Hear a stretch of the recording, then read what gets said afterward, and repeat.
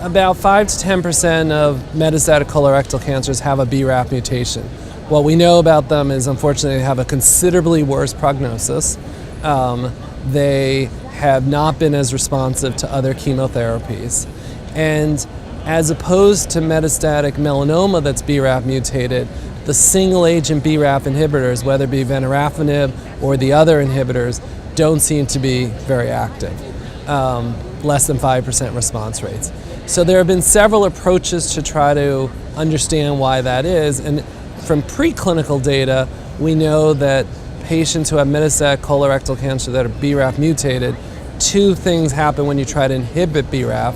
One is you get upregulation of EGFR, and the other is you get suppression of phospho-ERK. And so there's two strategies to try to help with that, either a MEK inhibitor or an ERK inhibitor, though most of the efforts so far have been looking at MEK inhibitors, or adding a EGFR inhibitor. So if you're upregulating EGFR, if you can suppress that with the BRAF inhibitor, that would be helpful.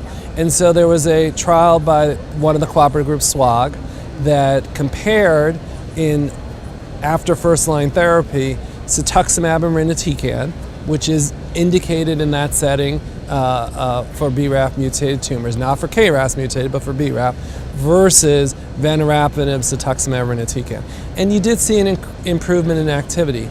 There's also other strategies that have, again, added a MEK inhibitor as well.